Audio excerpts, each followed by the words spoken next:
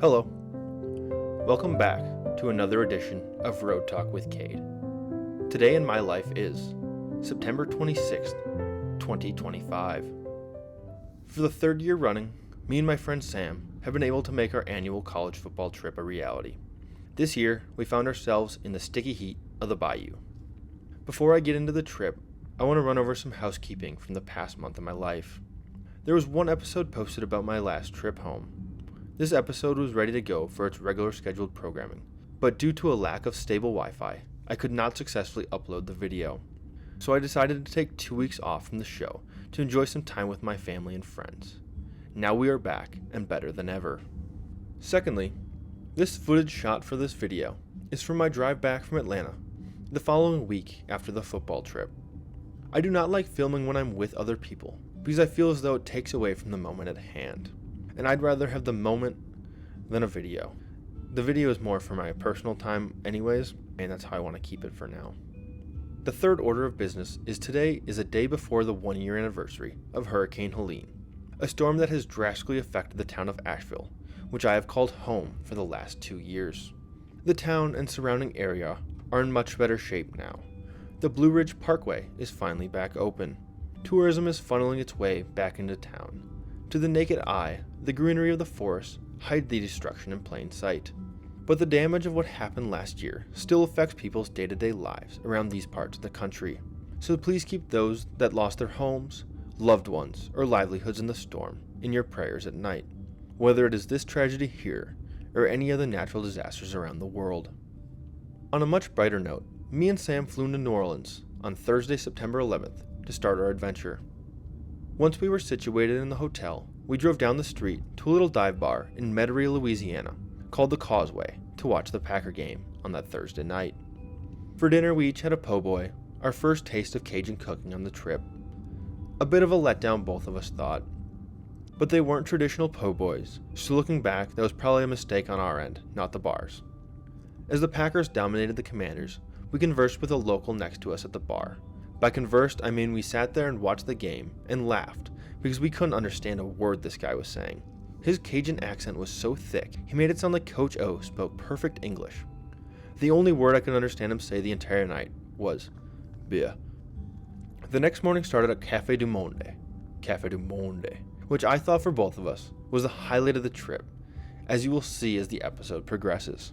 At Café du Monde, we each got a coffee and tried our second item on the list of Louisiana state foods, which is beignets.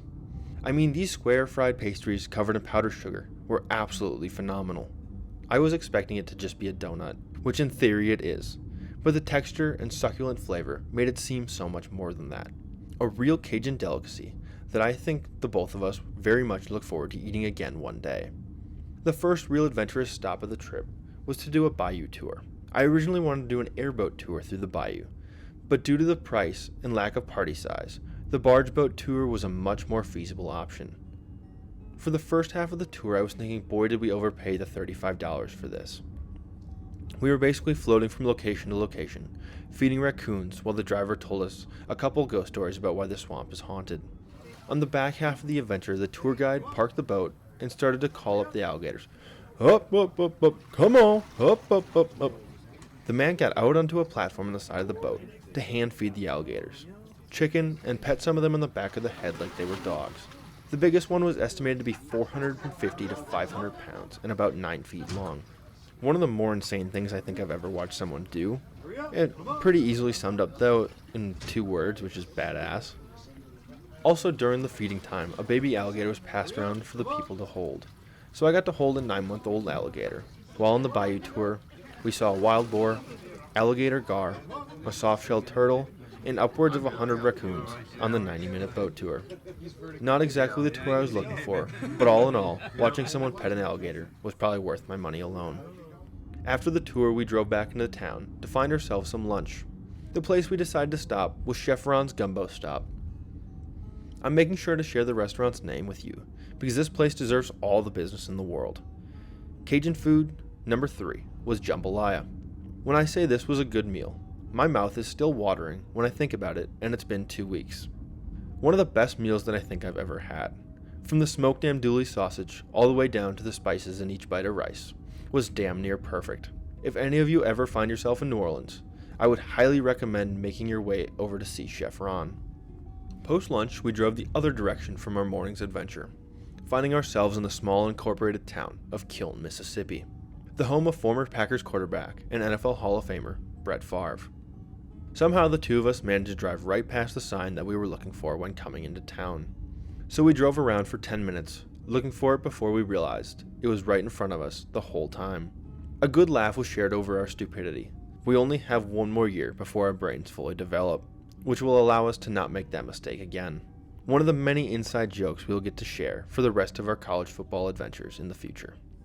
The last adventure, and probably the most important adventure of Friday, was the exploration of the French Quarter in downtown New Orleans, one of the biggest and most well-known tourism locations in the United States. How we started the night was with a hand grenade from Tropical Isle, one of New Orleans' best-known party drinks. A hand grenade consists of vodka, gin, rum, and melon liqueur. It tastes pretty good, but as the name implies, it put us on our asses to start the night. As the night progressed, we spent time walking around, looking at all the historical architecture as we popped in and out of bars, while having some of the best and worst drink purchases of our lives. To point out a bad one, from one bar, we got some spiked cherries that were so thoroughly soaked in alcohol that if you were blindfolded and I told you to eat one, you wouldn't be able to guess what it is, or even if it was edible. I imagine it's what gasoline tastes like. A last note from Bourbon Street: for as touristy as it gets, the average price for a beer is around $7, which is incredibly cheap compared to its counterpart, Broadway, in Nashville. After we had enough of the heat and booze, we bought a cigar, then Ubered back to the hotel, where we smoked it and watched college football before retiring for the night. That was my first time having nicotine this calendar year. If you go back through the episodes, I said I can smoke cigars for celebratory purposes as part of my New Year's resolution. I found this night to be a perfect time to have my first one. Saturday morning started exactly the same way as the day before. Straight to Café du Monde for coffee and a beignet breakfast. After another great round of powdered sugar greatness, we got into the car for our hour-long drive to Baton Rouge, Louisiana. The first stop of Saturday morning was to see the state capitol building. The state of Louisiana has a much different state capitol building than the rest of the country in terms of design.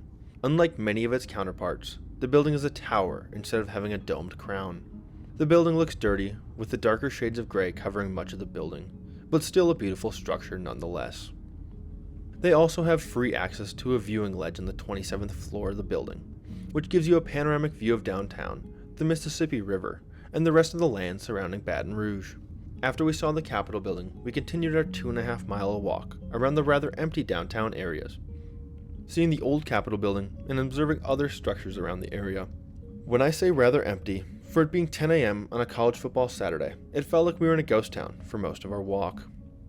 As the rest of the college football slate was starting, we spent a great deal of time driving around, trying to find a bar to watch football in. The first two options I chose were closed before we finally found Ivor's Sports Bar. After watching the bartender struggle over getting the TV viewing experience right, we decided to move next door to have a pizza and wings for lunch. After a meal, it was finally close enough to check into the hotel in Baton Rouge, where we spent an hour watching football and recharging the phones. As kickoff approached, we rode an Uber to Fred's Tigerland to start tailgating before the game. What we found at Fred's was an empty parking lot and a $30 cover to enter the tailgate. What was supposed to be the best party spot in Baton Rouge ended up being a bust. We bailed on the idea altogether. As principal, I have a rule where you never enter a bar or an establishment that charges a cover, because you'll never find something worth it when you're inside. Instead of going to Fred's, we started the mile walk over to the stadium, bobbing and weaving through tailgates, seeing all the game day festivities taking place on a football fall in Baton Rouge. Per usual, we entered the stadium plenty early, in hopes of walking around the gigantic 102,000 person stadium. With the stadium being so large, the insane amount of additions to the stadium made it rather hard to navigate, with ramps going up and down in every direction, without allowing you a full loop to circle the stadium. My takeaway from the architecture of the stadium is that it is super bland. It is just a ton of sad gray concrete layered over each other to try and invite more people inside, with no attempt to add any extra beauty or luxury to the bowels of the stadium. That's not the most important part of any stadium, however. so it isn't the end-all be-all of the world. When it comes to the game itself, the grand capacity of the stadium can definitely be felt. They didn't nickname the stadium Death Valley for no reason.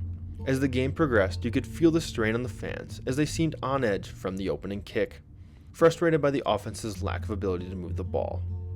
While their defense picked off DJ Legway, Florida's QB 5 times in one game. For being the number 1 stadium to visit on my list of stadiums, the crowd I really felt like let down the experience. Even with a 20-10 win, the crowd didn't seem to be all in on the game. My personal highlight from the game was the tradition of singing Calling Baton Rouge at the end of the third quarter. Outside of the crowd being so on edge, the game was still super fun, even with the 95-degree heat that the game started in. With the conclusion of the game, the heat finally subsided as we walked out of Tiger Stadium, through the college campus, all the way back to the center of downtown, which is probably like another good 3 or 4 miles to our day. The last major note I'd like to add is how beautiful the LSU campus is. All the buildings around campus match an Italian Renaissance style of architecture, featuring light tan bricks, tan stuccos, and all presenting a French red roof. An absolute beautiful campus that neither of us were expecting to find, especially with how rough some of the other areas of town we found ourselves in were, including what we think was a carjacking that we witnessed further into that walk. To end the episode on a high note, the next morning on our way to the airport, we stopped for a quick breakfast at Waffle House on our way out of town, where a lovely woman tried to pay us a compliment thinking we were father and son. We many times on these trips have been assumed to be brothers, which comes to no surprise. But the father and son comment came so far out of left field that it caught both of us off guard. Another one of those inside jokes that we'll be laughing at for years to come. I would like to say thank you to Sam. This is the trip I look forward to most every year. I think through 3 years, this has been the best one yet, with plenty of adventure involving food, culture, and new places neither of us have been before. As always, thank you for listening. I love you. Bye.